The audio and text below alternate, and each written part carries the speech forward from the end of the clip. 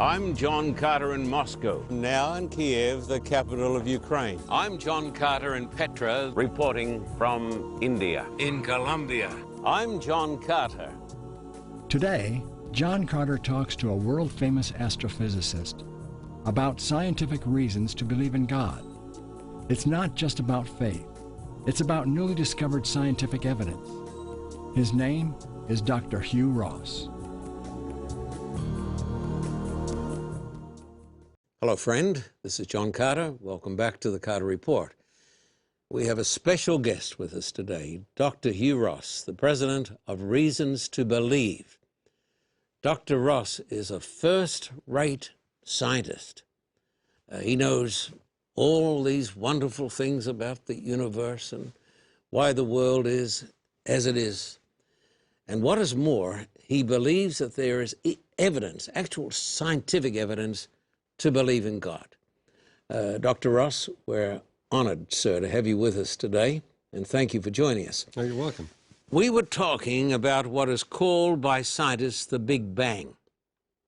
That's just a term that they use for the moment of creation. Did the scientific world always believe in a starting point for the universe? No, it wasn't until 1925 that the idea that the universe had a beginning really became known within the astronomical community, and astronomers fought it for several decades. But by the late 1960s, the evidence became overwhelming. It really does have a beginning.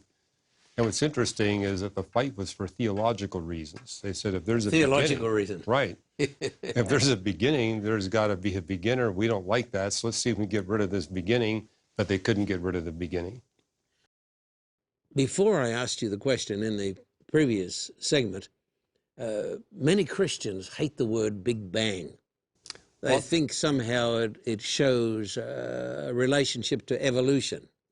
Well, also the term Big Bang was coined by someone who hated the Big Bang. Yeah, Fred sarcasm. Hoyle. Yeah, and a lot of people think, well, Big Bang means it's like an exploding grenade. That's not it at all. The expansion of the universe is the most exquisitely fine-tuned thing we can measure. And so it's a very carefully controlled expansion of the universe from a cosmic beginning. I think another reason why some Christians don't like the term Big Bang is that it means that the universe is 14 billion years old. And they think that might give enough time for evolution. But what's interesting about the history of Big Bang cosmology, it was evolutionists who says we got to get rid of this Big Bang. It doesn't give us enough time. Yes. 14 billion years, that's only 10 zeros after the one. You need way more zeros than that if you're going to save a biological evolutionary model. The idea of the universe coming into being, say, 14 billion years ago is the death knell of evolution. It is, but it's also something that's fine-tuned for our benefit. If we were put here, we human beings were put here earlier in the history of the universe than 14 billion years after the cosmic creation event, light from that event wouldn't have time to travel on the space surface and reach our telescopes. We wouldn't be able to see that evidence. And if God had put us here any later, dark energy would be speeding that information away from us greater than the velocity of light. We're literally here at the only time where we can see the entire history of the universe. So now, we're going to try to get 10 big reasons to believe in God. We've got one so far.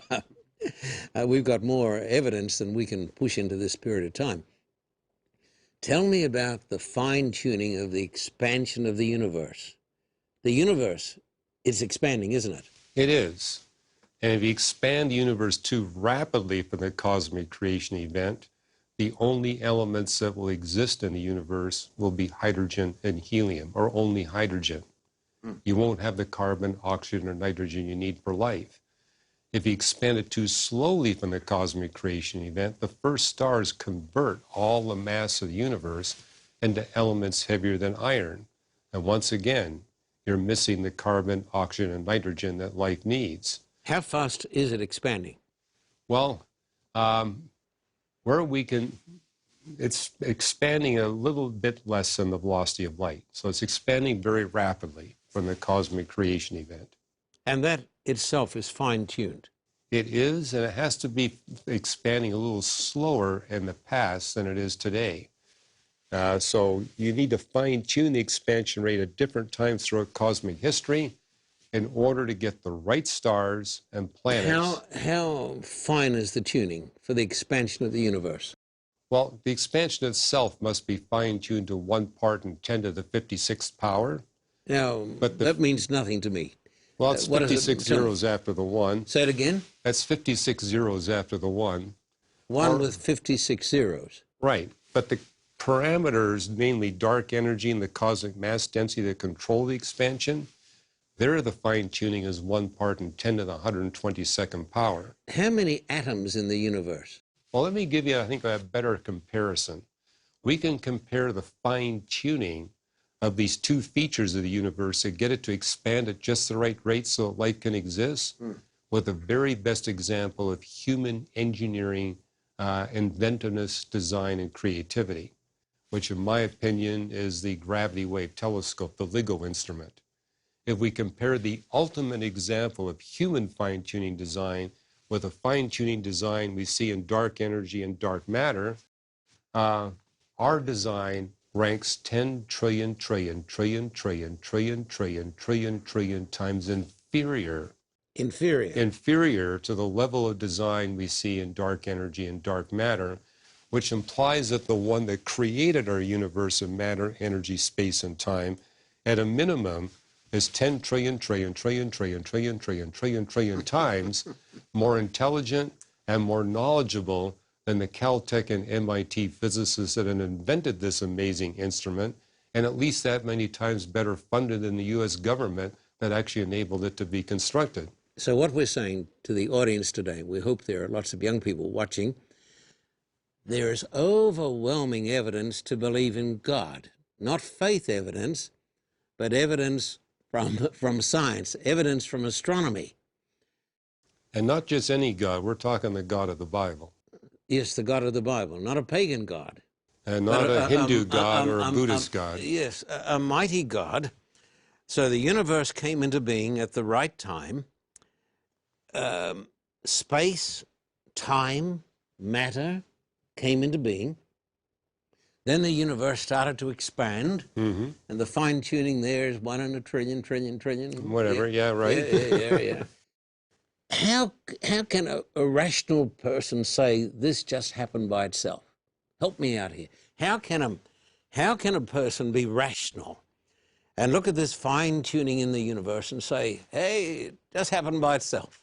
Well, when I was in London a few weeks ago, I debated the British chemist Peter Atkins. And oh, you did? I did. Yes. And at the very end, the question that was put to us by the moderator, what scientific evidence would cause you to change your position? And so I gave several examples. I said, if we were to prove the universe didn't have a beginning, that would be catastrophic to my Christian faith. Yes. If we were to prove that we human beings are really only different by degree and not by kind with the animals, that would be catastrophic to my Christian faith. The moderator turned to Peter, what scientific evidences would cause you to abandon your atheism? And he said he couldn't think of any. So it's like... That's a devastating confession, isn't it? Well, it means the evidence really isn't the factor for him. And what I discovered talking to him is that he's had some bad experiences with the church. Yeah, the baggage. The baggage is what's keeping him, not the evidence. The nasty people. So not the God of the Bible, but the baggage. Right. Before, you talked to me about dark energy and dark matter. Yeah. You helping me out here a little bit? I'm trying. What is the percentage of dark matter and dark energy? Dark energy adds up to 70.7% of all the stuff of the universe. And the other stuff? The dark energy adds up to somewhere between 24%. So it's around 99%? Ordinary matter, the stuff that we're made of protons and neutrons, that's about 4.5%. Yes. And so the visible matter that we see is only 0.27%. So that's... so dark stuff dominates. That's a little over 1/4%. Yeah. See, I'm a mathematician too. Right. Okay. Is there anything about the relationship between dark matter and the rest of the universe that suggests a grand designer? Well, you can't have grand design galaxies unless you've got that dark matter at the right amount, in the right location, with the right distribution. What on earth is it? Does anybody know? Well, we're trying to discover the particles that make up dark matter. And we know that the particles do not interact with photons, which makes them extremely difficult to detect. But I wrote in my book, The Creator and the Cosmos, the 4th edition that came out a few months ago. Yes, I read it. That we're on the verge of being able to discover these particles. I think within the next 2-3 years, we'll be able to identify these particles. And so there is an amazing relationship between the dark matter, the dark energy, and the expansion of the universe? Well, the dark matter stabilizes the galaxies. So if you want spiral galaxies where you got nice symmetrical spiral arms, where the arms are just the right distance apart to make life possible, you're going to need a lot of this exotic dark matter. And it needs to be in just the right location. Is it true that the dark energy drives the expansion of the universe, or has an primary effect upon factor. it? Yeah, it's not the only factor controlling cosmic expansion, but it is the primary factor. And this has got to overcome the force of gravity. Yes. Yeah, gravity works to slow down the cosmic expansion. Dark energy works to speed it up. And there's a relationship. How fine-tuned is this cosmic expansion and the dark matter and all this stuff? Well, I said before, 1 part in 10 to the 122nd power, or a fine-tuning that's 10 to the 97 times greater than anything we human beings are able to achieve, which implies that the one that created this stuff has to be much more intelligent, knowledgeable, creative, and powerful and caring than we human beings. So it can't just be some kind of... And so God doesn't expect an unbeliever, an agnostic, or an atheist just to take a blind leap of faith. Well, there is evidence. To take this leap. And, you know, there's verses in the Bible, 1 Thessalonians 5:21, test everything. Yes. Hold fast to that which is good. The Bible's against blind faith. It wants us to... Say that again. The Bible's against blind faith. I want you to hear this. The Bible is against blind faith. The Bible wants us to build our faith upon evidence. Well, the Greek and Hebrew words used for faith in the Bible mean acting upon established truth. So I have a lot of colleagues who know what's true, but they don't act upon it. Yeah, so you got to act on it. Two components. You got to act on what you've now established to be true. Now, we're going to try to find some great big reasons why the universe tells us to believe in God. What else? Well, what fascinates me is that the laws of physics not only are designed to make possible the existence of us human beings, they're designed to deliver us from evil and suffering. So you actually see this, how thermodynamics, gravity, and electromagnetism work in such a way that the more evil we humans commit, the more time we waste, the more pain we experience, and the more work we have to do to undo the damage of the sin and evil we commit. And that's because of the way God structured the laws of physics. It guarantees that as we depart from virtue and pursue evil, we will suffer those consequences. Now, and I can't think of any better physical laws to make that happen than what we see in the universe. You're an outstanding astronomer, but you've done a little bit of dabbling in biology, haven't you? Oh, I have. That's where you get a lot more evidence. Yeah, I've read some of your stuff on this.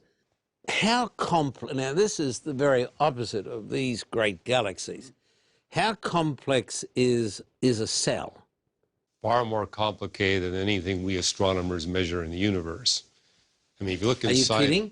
I'm not kidding. A cell? A single cell, if you look at it in detail, you'll see that it's more complex than a large city. It's got highways, it's got machines, this is not poetic language? Not at all. So tell me about the cell. Well, it's loaded with these very complicated machines. For example, every machine we humans have ever invented, we can find analogies to those machines inside the cell. Piston engines, rotary engines. Boats? Little boats? Well, you actually see little transportation vehicles that ride along these microtubules to remove waste from this cell and bring in the resources that these different factories and cells need. And it's all organized in a beautiful way. And you can't see it with the naked eye. Well, with an electron microscope, you can see all the stuff going on inside the cell. Yeah, but what I'm trying to say, it's tiny. It's very tiny. So you got all this incredible machinery and all of this stuff packed inside this cell. Yeah, and you really can't make it any smaller than what we see inside the cell. It's at the very limit that the laws of physics will permit. The other thing we notice is the machines that are inside the cell, they're like our machines, only they're more efficient. Now, our friends, the evolutionists, say that the cell basically started by chance. They do, which is why my colleague Fuzz Rana, our biochemist, wrote a book called Creating Life in the Lab. Yes. And he talks about how biochemists, with a lot of technology and funding, are trying to find ways that they can duplicate the manufacture we see inside the cell. And basically all they can do is trade parts that are already there. They're not able to build life from scratch. And even if they could, it would simply prove that the one that created the cell in the first place was a lot better funded with more technology and a lot more power and intellect than they have. So when you turn on PBS or some other station here in the US or the History Channel, and someone says rather confidently, well, we believe that life originated from non-life and the cell simply came into being. Well, these are people that don't attend Origin of Life research conferences. They're bits of dreamers, aren't they? You know, we attend these meetings, and when we attend the meetings, you discover there's a real spirit of depression and despondency there because of the fact they realize... The origin of life. Right. Yeah. I mean, we attended a conference just this past July in the Origin of Life, and the highlight was they had 5 of the world's leading Origin of Life researchers address the question, do we understand where the building blocks of life molecules come from? All 5 said no. In fact, all 5 said we don't even know where the building blocks of the building blocks come from. And we astronomers are actually looking for these building blocks in interstellar molecular clouds, the best place to find them, and we're not finding. And so when a person says confidently that life generated itself, he's really saying a super statement of faith. Well, moreover, it's testable. I mean, if you're going to say that these amino acids came together and made proteins, well, where are all of these amino acids? Well, it seems to me like a massive pipe dream. Well, why would you say, I mean, you're saying stuff, not you, but a person who says that life invented itself. It's a dream. Well, it's a dream in the sense we can't even find a source for the simplest of the building blocks, the amino acids, the ribose sugars, the nucleobases. That's missing. And a question that should be asked... I mean, how can you build life if you don't have the component parts? Absolutely. And the dreamer should be asked, where did the dream come from? Where did the dream come from? Moreover, to put these pieces of molecules together, they all have to have the same configuration. They all have to be left-handed in terms of the proteins and right-handed for the nucleus. You don't have, I like these, you know, 1 chance in a billion, trillion, dillion. You don't, what's the possibility of this happening? Well, even the leading naturalistic origin of life researchers admit that the possibility is extremely remote. I mean, and the idea that, for example, they've been trying to find a way, okay, we need to put these molecules together. They all have to have the same handedness. They've done experiments in the lab where they try to get them all the same handedness. In order to do that, what you do is you destroy the right-handed ones more rapidly than the left-handed ones. But long before you get to 100% left-handed, you got no sample left. You destroy everything. And so there is no naturalistic solution for how you can get all the molecules oriented in the right direction that you can put them together, let alone be able to put them together. I got a feeling we're not going to get to 10. Well, but that's okay. We got into 3 or 4. I mean, very quickly, I can summarize this for you. There's the origin of humanity. Yes. The exceptionalism of humans, the fact that we're distinct from all the life forms. Yes, we're not animals. We're not animals. And we're not machines. But if you look at the soulish animals, the birds and mammals, yes, they're also distinct from all other life, and they're distinct in the sense that they're designed to form relationships with human beings, which tells us that likewise we are designed to form relationships with a higher being. It was Job that said, look to these animals, they'll teach you spiritual lessons. So we believe in a personal creator God who made us in his own image and who loves us.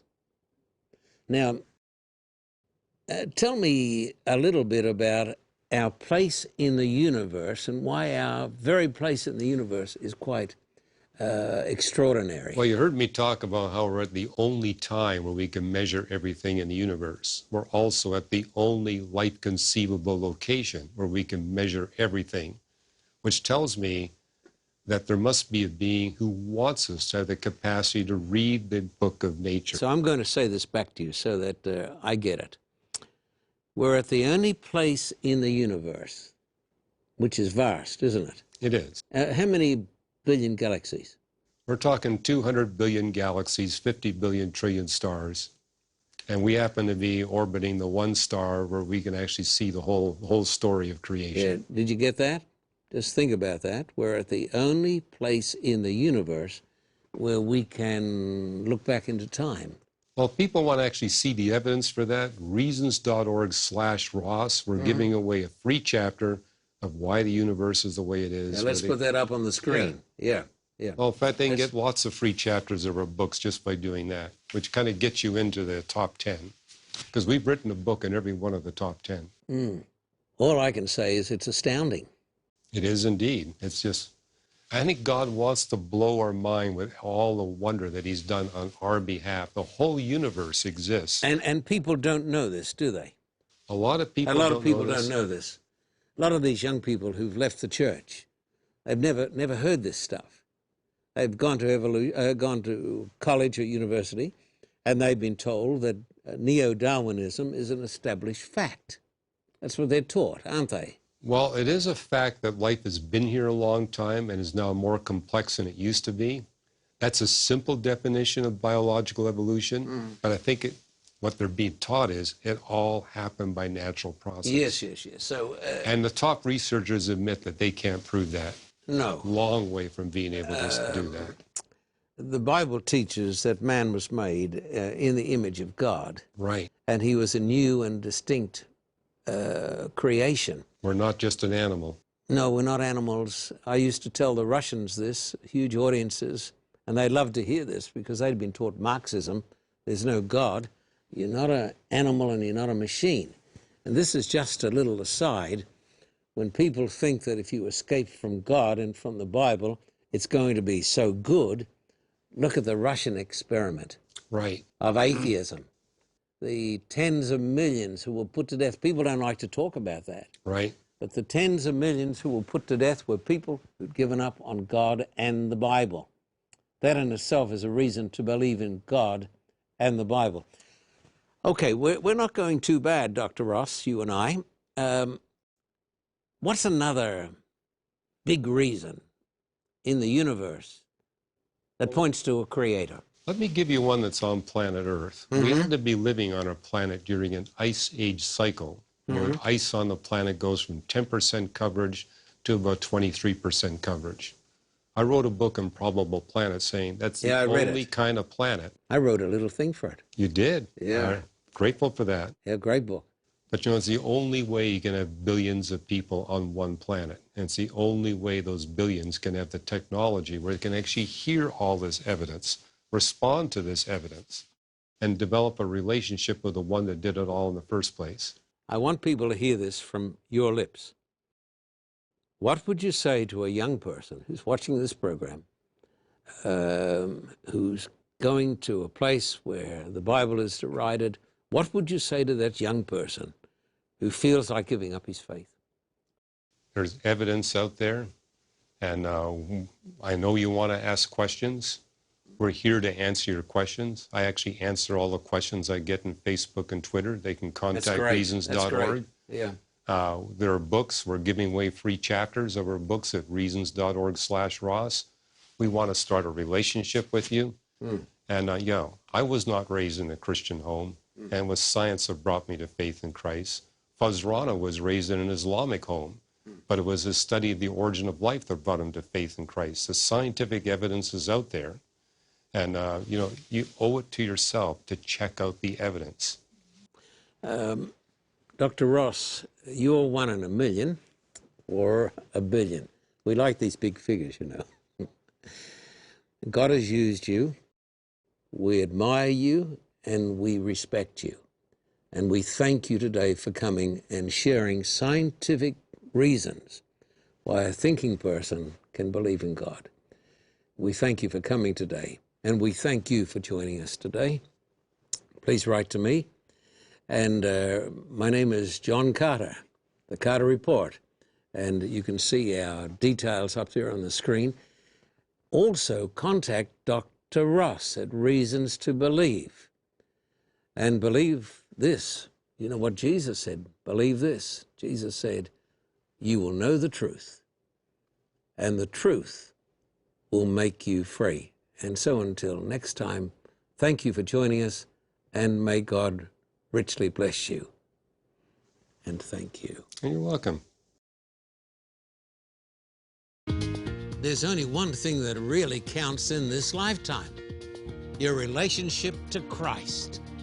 And then if you have a right relationship with Christ, you'll want to tell people about Christ. That's why Jesus said, go into all the world and preach the gospel to every creature. By the grace of God, we're going to do that. We are doing that. That is why we're going back to Cuba, to this communist land, to preach Christ.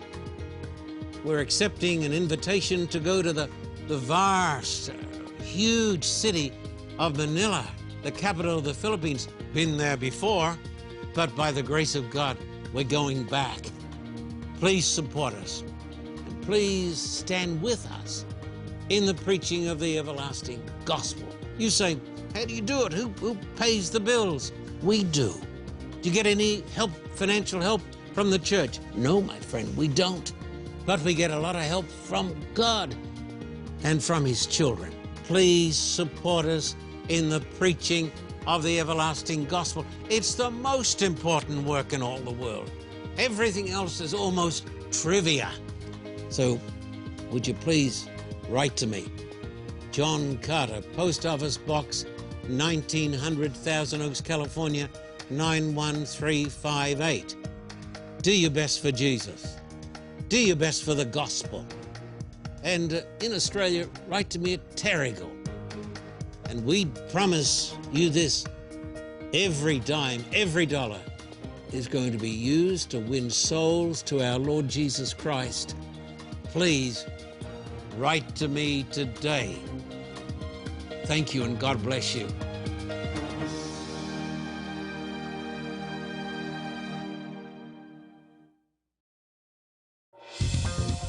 For a copy of today's program, please contact us at P.O. Box 1900, Thousand Oaks, California, 91358. Or in Australia, contact us at P.O. Box 861, Terrigal, New South Wales, 2260. This program is made possible through the generous support of viewers like you. We thank you for your continued support. May God richly bless you.